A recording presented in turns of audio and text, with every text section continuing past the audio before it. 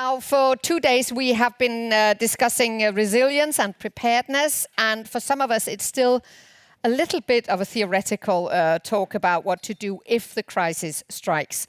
For our next speaker, there is nothing theoretical about resilience and preparedness, because since the Russian invasion of Ukraine almost 4 years ago, Ukrainians have endured immense hardship and uncertainty, and you have shown remarkable resilience, we must say, and determination in the face of crisis.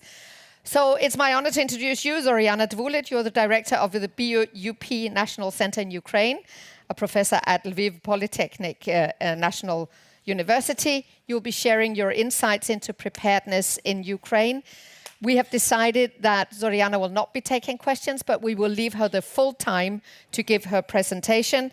But you will be here during the coffee break, so people can approach you if there's anything they want to discuss further. Yes, I'm open for all questions. Yeah, and Zoriana, the floor is yours. Yes. Thank you. Good morning. Good morning, all participants, North Radio Forum. I'm very happy and I'm deep honored to be here, to stay here. I feel really a big responsibility to be here and to share, I will not say information, but very important things that I need to deliver to you, like a voice of Ukraine. Before I will start my presentation, I will kindly ask you to join me in a minute of silence for those who perished in the war for our independence, for our freedom of Ukrainian.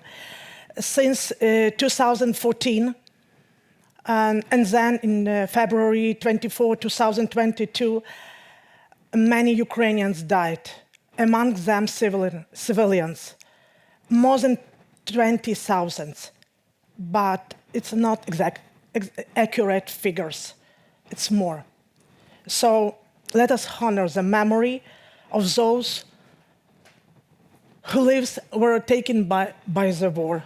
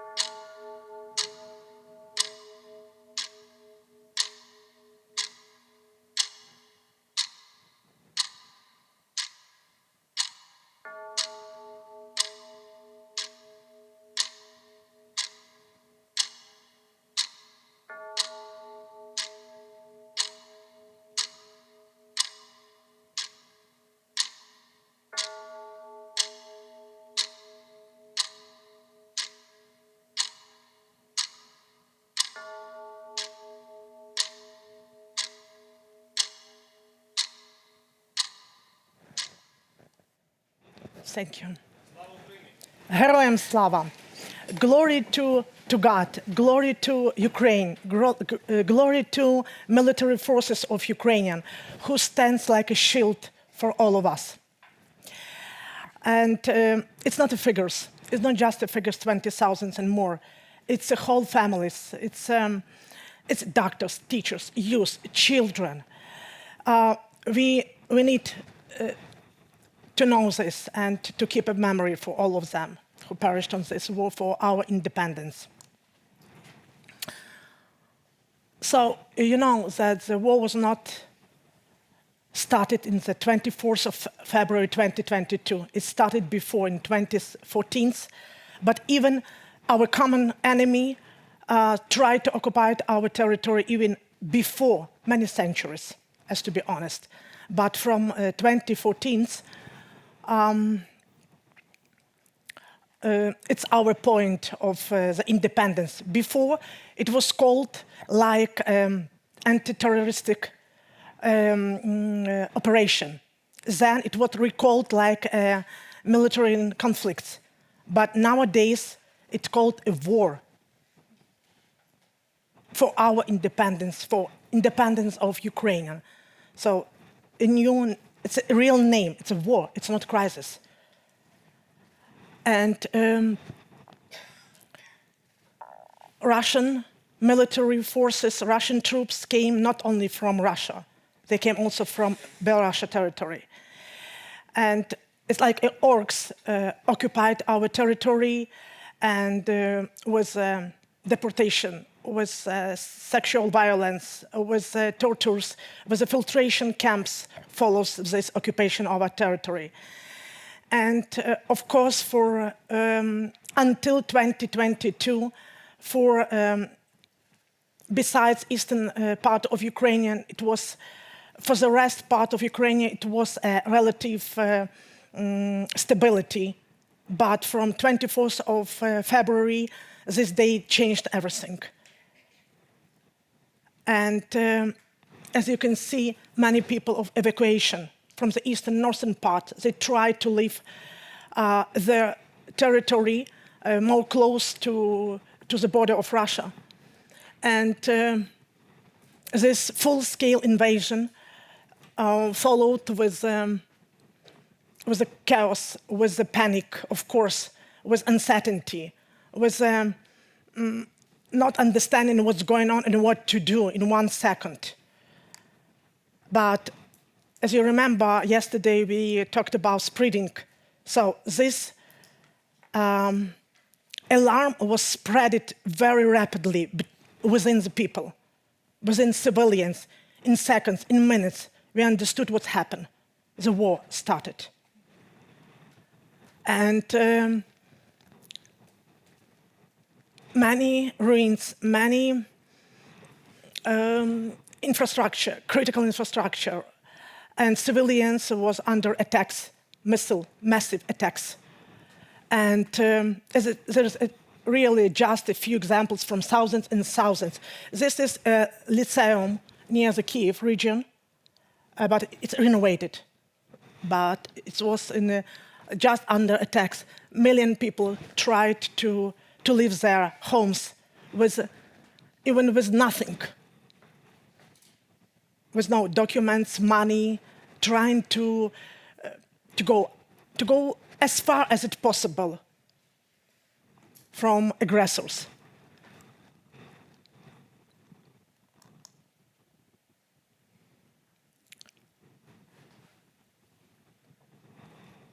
You can imagine that most of us were not ready to this. Can you imagine? Can you be ready? Can you prepare yourself for this? It's quite difficult, even from mental point of view, that something happened, that you live mostly in relative stability, but from now you need to do something. You need to help. You need to support each other. So as you can see, it's a subway in Kyiv. It's a metropolitan underground. Let you know that not all cities in Ukraine have this subway, capital Kyiv, Dnipro, Kharkiv, but many in other cities and towns do not have enough shelters, do not have enough capacity sufficient for hidden civilians, first of all. So you can see it's during the air alarm, it's an air raid system, people trying to hide under near the metropolitan.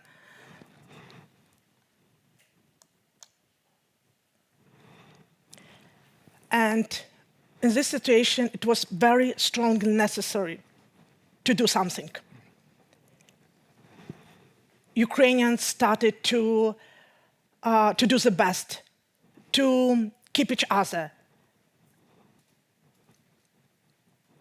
If to say to give up, it's not for Ukrainians.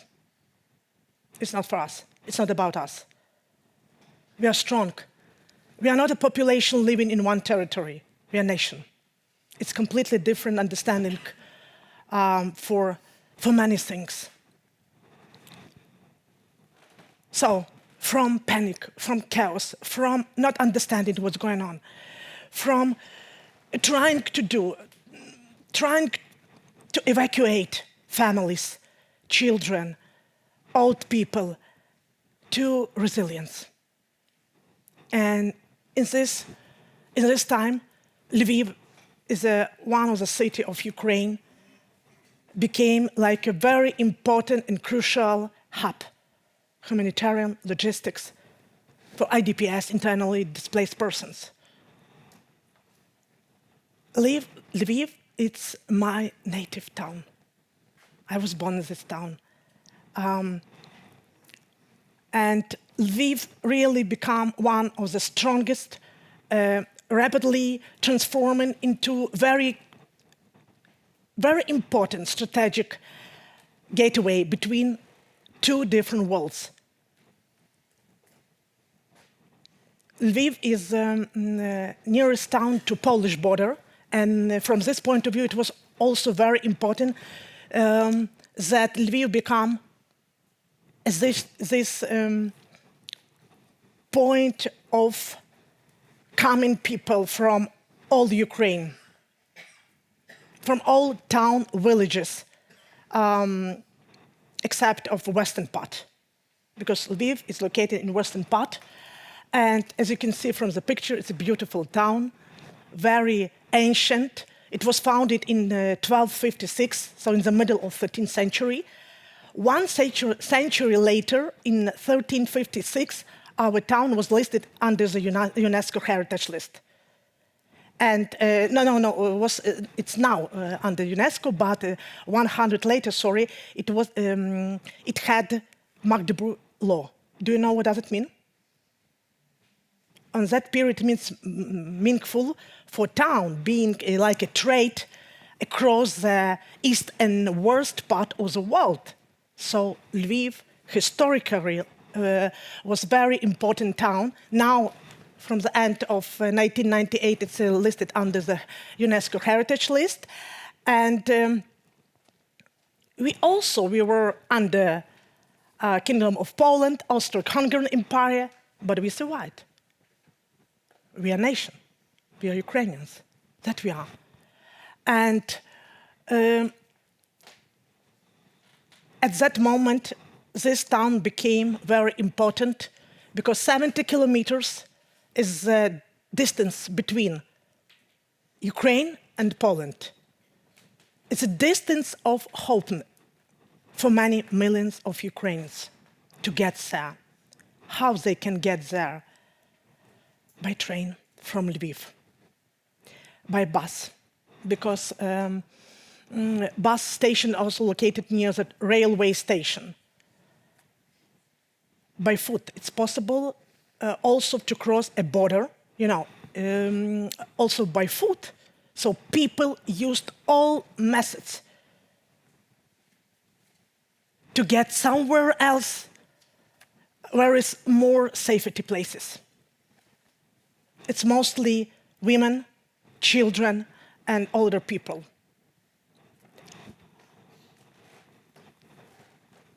You can see a map, you can see the destination. So Lviv became a very important city for internally displaced person, for all who need support, mental support, psychological support, humanitarian support, who need services. Not only people, but also pets. You can imagine people tried to evacuate with the dearest thing that they had, pets. And volunteers helped very much, all of them. They can't take all pets with them, all the people. So many of them left in Lviv. So they were also need to take care about them. So, evacuation logistic, urban sheltering, healthcare capacity were need to be prepared. We were not ready for that. Lviv doesn't have any shelters, enough capacity, any subway, any metropolitan. You can imagine, it's an ancient town. But we have also very many equipment production. So we are famous around the world for our Drohobych salt plant it's still running company from the middle of the 13th century. And we have a brewery, Lviv brewery, oldest beer producer, facilitated, listed by UNESCO also. So we have many companies, enterprises, producers, textile, company for producing products, confectionaries, equipment, engineering, mechanical, our well-known around the world bus production. So many different enterprises, peaceful people, like to work, hardly work. Many universities, we have many museums, universities, historical places, schools, theaters, opera house.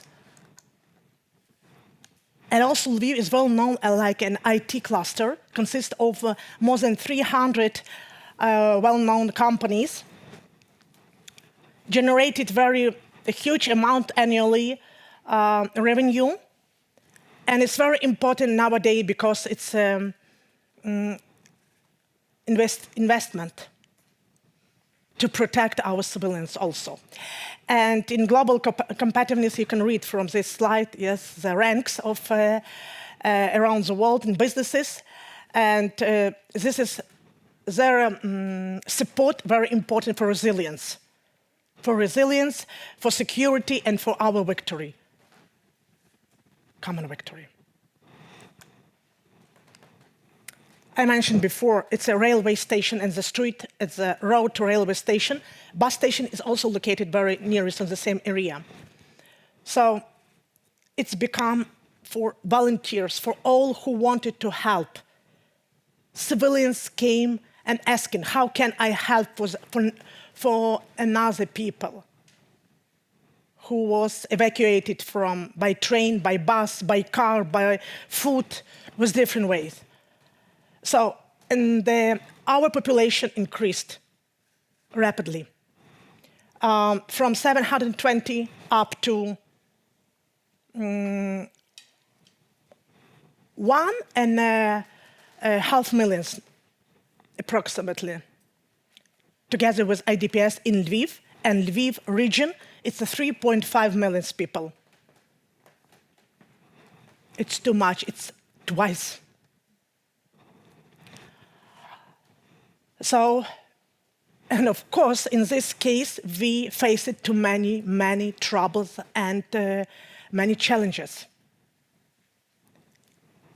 Among them, we need to house IDPs, internally displaced person. We need to give them all services, but we haven't enough shelters, we haven't enough special rural areas, we have energy vulnerability, we have massive attacks at the same time, and our healthcare system needs to be more strong.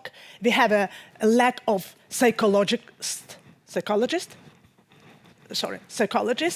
and we need to coordinate somehow. People started to self-organize. From the first days of the war, our men started to mobilize by themselves in a group, not waiting for local authority, not waiting from the national level to say you need to go and to define your territory, to define your family, to define your children. No, we started, even women, started mobilized to be in the army, to protect us.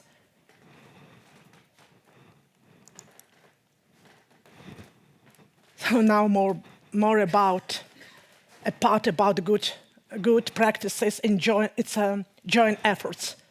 It's joint efforts, definitely. From collaboration together, NGOs, authorities, businesses, civilians, all communities, support for IDPs. It's spiritual preparedness. Toloka, I will tell you this meaning and these terms, it's unique terms only for Ukrainians. And points of invisibility where people can charge their mobile, where people can have hot of water or tea. Because, you know, during blackouts, 10, 12 hours without no electricity, no heating system working, nothing. You can even no phone, because mobile was not also working. But now we have one mobile operator which used satellite communication, Kyivstar. I will explain why it's so important. It's using Starlinks. It's so important, some technology. It's so important because in a case of a long period time without electricity, it's a possibility to send messages between people and from some official channels to people to say what is a dangerous situation and air alarm. So medical hubs, cultural and psychological resilience projects. Of course, from different levels, we received support from national, from regional, from local level. It's the grace and order of our president. Thank you to our president, not only him, but he was with the nation. He was with the Ukrainian from the beginning. Every evening, talking to people. We are TV. Sending very support messages, informing people what's going on and what to do every day. So it was really a good support for civilians to know that our president is with us. It's not left the country. And the plan of aggressor and occupants to take our capital in 3 days, damaged, broken, because we still are struggle for our independence and for independence not only Ukrainian. It's independence and it's for peace and victory for whole Europe.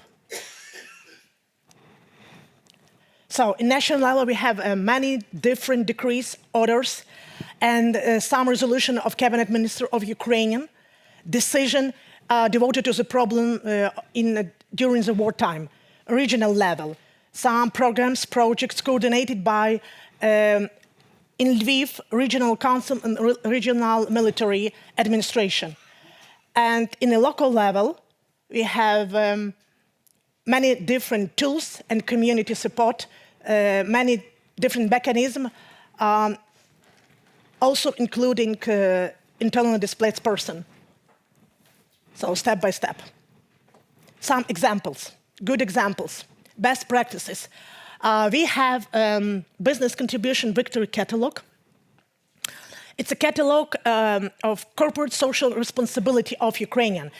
More than 300 companies plus, because this figure increased all the time. So more than 300 companies contributing in our victory. Supporting by different way. It's not only fundings, it's not only money, it's logistics, it's psychological, it's support, is providing some services, provided some application that I will show you also how we know when it's dangerous and what to do. Yes, because it's a very real questions nowadays for all of us. But some examples: MedInvest, Saving Lives, it's their project 85,000 IDPs. Nova Post, do you know this company? Maybe some of you not heard before. It's very big company in Ukrainian delivering packages, and their humanitarian post of Ukrainian free delivery of aid. You know, it was one project when people from western part of Ukrainian delivered bought it by their money, water, simple water, to deliver to the eastern part of Ukrainian, northern part, for those who even hadn't a water.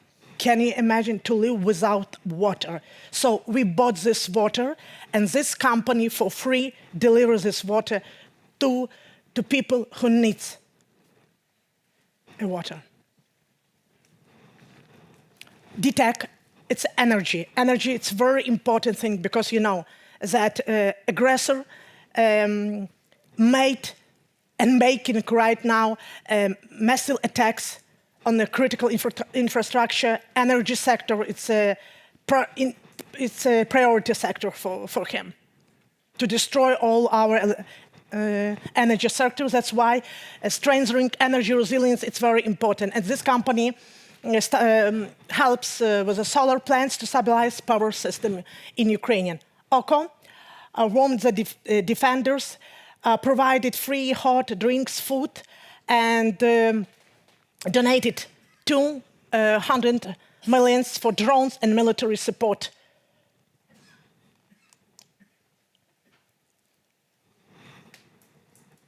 This is a slide from my university.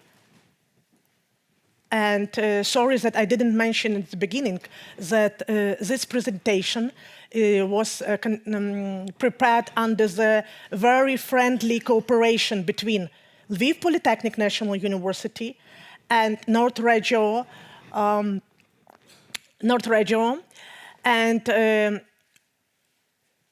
to prepare and to make such research, deeply research, it was not only me. So I want to say a very deep thank you to Senior Research Fellow PhD Elin Stetmo, and for my colleague from National University of Food Technology from Kyiv, Liana Maznik, and for all my team with whom we prepared, and we had conducted also surveys and questionnaires from different levels of experts. So thank you very much for our cooperation between my university and North Regio. So this is photos from our IDP center. IDP, it's internal displaced person, needs support, needs to sleep, to be somewhere, to have food, a drink. So our university was very supported these persons and became a very important focal point for civil preparedness. Not only lectures, not only staff, but also student. Student volunteers also integrate and join this to help and for providing many ranges, like integral part of civil preparedness system.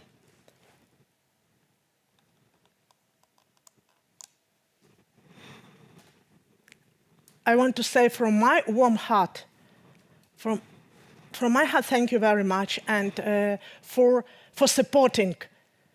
I know, because it's not only Ukraine, Sweden, Finland, other countries, but it's people who lived. It's civilians also. It's not job titles. It's not position.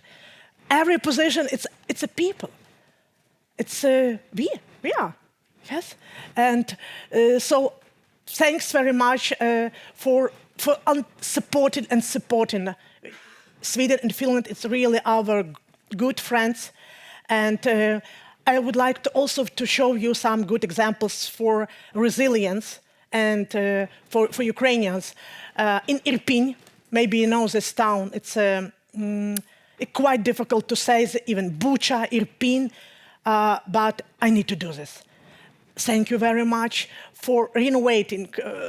900 buildings were destroyed. Can you imagine? 900 buildings only in this location, with civilians, of course. They launched 6 million for reconstruction projects in this autumn 2025, focused both on rebuilding and also very important, not only for capacity, but training female heavy machinery operators. Let me explain. You know, the labor market completely changed, not only in Ukraine, but also in many of our neighbors' countries. You can imagine, many people went to Poland, to Germany, to Finland, to Sweden. So the labor market changed. In Ukrainian, of course, our men are standing like a shield, supporting and defending from occupant and aggressor.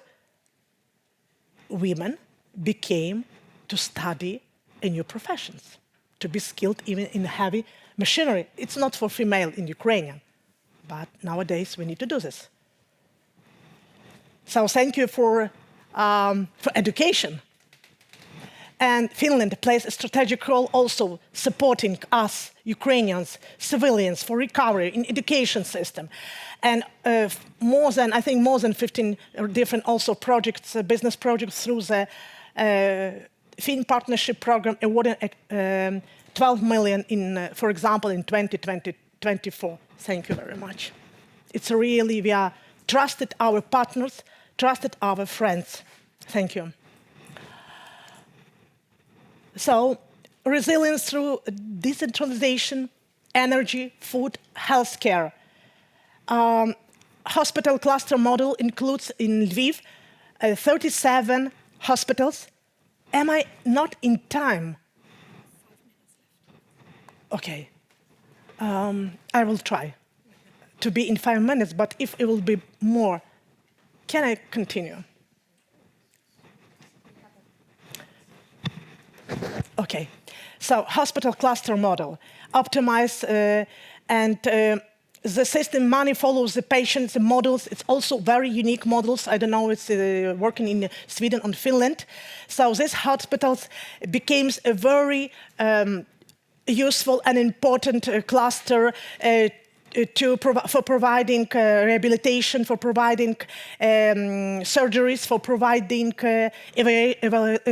evacuation for all civilians who were charged hardly. And you could see the figure, 20,000 plus wounded Ukrainians treated since 2022. In our flagship centers, it's a superhuman center, reconstructive surgery, rehabilitation, and unbroken. Full ecosystem of medical, prosthetic, physical, psychological rehabilitation. Toloka, as I mentioned before. It's unique, completely unique terms. No any languages, no any countries had it. What does it mean? It's a community of people, self-organized people to support each other. Didn't wait to comments or some order from authority. People self-organized by themselves. So many years, it's a Ukrainian tradition for many centuries. Organized ourselves and to support neighbors, each other in different way. When it was ancient time, in a case of urgent alarm of fire or enemy, people tried to be together and to self-organize with urgent problems to solve very quickly. And one example, you can see, this is largest children's medical center. It was under massive attack. Massive missile attack on July 8 in Kyiv. So you can see civilians together with fire rescue services workers, hospital staff, and volunteers clear up and search for people under debris. It's one only example how we are organizing. It's the people from the street in that moment, in that second when it's happened. Ukraine showed resilience. Volunteers mobilized. Business adapted. Local authority organized relief. The war provided preparedness is a shared duty. It's a shared responsibility, definitely. Beyond infrastructure, psychological resilience. So we received also support not only from our president, but also from our leader from spiritual and resilience. It's not only from religious point of view, but it's also meaning of this spiritual resilience. You can read from our report also. It's all explanation. It's like a moral, mental support and help. So we have some retreats because Ukraine, have Carpathians. Lviv, it's very close to Carpathian mountains. Art therapy, music therapy, psychological support, rehabilitation program, and also very important, also unique only for Ukraine, I think. MAGAP program supported by the First Lady of Ukraine, but it's not so important. Important that, according to this program, our family doctors are skilled and educated to give not only psychological care and treatment but psychiatric care. From this level, first level, when you're coming to your family doctors. So they can do this, not only because it's different between psychological and psychiatric care. For recovery, we have a good examples and we have a good practices, cultural expression and healing. It's the voices of Ukrainian and they support civilians. It's a well-known Ukrainian music band, Okean Elzy in Ukrainian, In English, it's Ocean of LZ. And their famous songs, The Day Will Come, The War Will End. I invite you to listen. It's a very, very beautiful music and song. So different bands, different projects, orchestra, art therapy forces for children, for veterans, for IDPs, for those who need support, for those who need help. So culture is a resilience also. Opportunities and lessons to be learned. Some examples, 9 of them. First, delivering information without a panic. Thanks to God, we have this. Any panics, any chaos, any entropy, as you know, is a measure of uncertainty. So, very clearly, languages. As you can see, the screens of air alarm system information messages. What to do now? Where to get help? So, no, it's very short messages, no emotional alerts, without very clearly, how are you? We have a such application. So it's all application invented by Ukrainians IT companies. So multi-channel delivery of alerts and instruction. Sirens, teletone, it's from secure messengers, radios for in the case of blackout resilience, accessibility for people with disabilities. It's subtitles, it's audio description, interpreter hotlines. Ensure a psychological safe environment. We have platforms, How Are You, Mentalichka, and we have fact, simple risk assessment to reduce stress, to reduce panic, to reduce mental health. Cybersecurity, it's a very important point, not only for Ukrainians, because we are under attack and vulnerabilities from Russia, and we need to know, civilians need to know what to do in the case of phishing, smishing, vulnerabilities. So we have cybersecurity for civilians program application, how to be ready, how to protect, how to identify where is counter disinformation, where is, Russian has a very strong propaganda techniques, typical Russian narratives, disinformation, how to protect, especially excellence, especially youth people, young people, not to be involved in for Russian propaganda, and how to know, clarify where is it true and where is it false. Voices of Ukraine, well-known, Jamala, this is the winner of Eurovision 2016. Yaroslava Maguchik is our high jump world record holder. Boris Todor is a renowned professor in surgery. So it's our heroes. And Chaplain, Father Yaroslav Rockman, he said, love instead of aggression. From our side, from Ukrainians, after the dark night, a new day, of course, will come. Military and community engagement, involving also IDPS person to support each other and to the rest. And one of the most unique things, it's a DIA platform and application, also unique only for Ukrainian. No another country has it. It's an application where there is everything. ID passport, driver license, it's students, it's tax number in one application, in one program, shelter mapping, threat alerts, e-document, e-enemy. It's not all of them here represented because it's a very huge amount of services provided.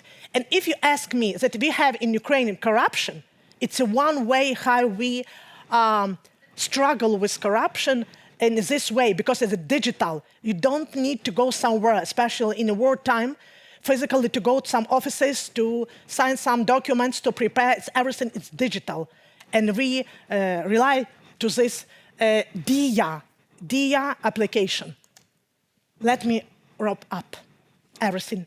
I know that I am not in time. 1 minute, please. For us, for Ukrainian, civil preparedness, resilience, it's shared responsibility, definitely shared. Multi-level cooperation between business, local authority, civilians, community, unity, Toloka. Stability under shocks and stress, it's our key characteristics. Adaptability. Ukrainian resilience is built on unshakable optimism, deeper patriotism, stability, and on faith, and of course of helping and supporting each other, not in stress, and use the situation not only for stability, but because our enemy also increased in his and became smarter with attacks, with shaheds and the different missile attacks. We also need to be stronger. We also need to be skilled, to be the best also. So it's not stability. We are talking about a resilience. It's not a stability terms. It's a flexibility, adaptability, and development.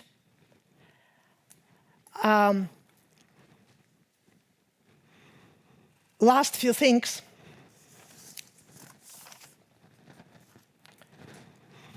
Dear colleagues, dear friends, thank you very much for your attention. And Ukrainians, civilians also stand for our victory and stands as a shield for European values, for humanitarian, and for not only for territory. For Ukrainians, resilience doesn't mean it's just only about territories. It's only about house. It's about trust. It's about helping. It's about to be together, to self-organized, and to be a community, to be a strong nation. Thank you very much.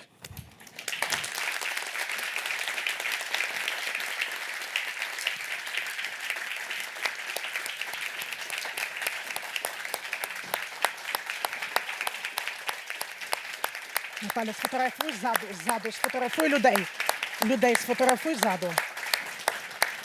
Зроби фотографію ззаду. Ззаду людей зроби фотографію. And of course, all detailed information you can read from QR code and download it. Thank you very much. Thank you so much, Zoriana. Thank you so much. And what an impressive, moving thing. Yeah, well, anyways, we're going into the coffee break now, and it's going to be quite a bit short. I'm sorry to say you have 12 minutes to grab a coffee and make your way to the workshops. You have to go there at 11, and in the hallway outside here, you will find posters with your assigned workshop, as well as which room they take place in. You can see it here. The sauna cabinetti, you have to go to where you get your coffee and take the elevator up. The two other rooms, the Pihlaya and the Honka, are in the corridor here on the way to the coffee shops. After the workshops, we will gather back here for the final session, an exclusive preview interview of the Nordregio publication, State of the Nordic Region. That is at 12:20. Make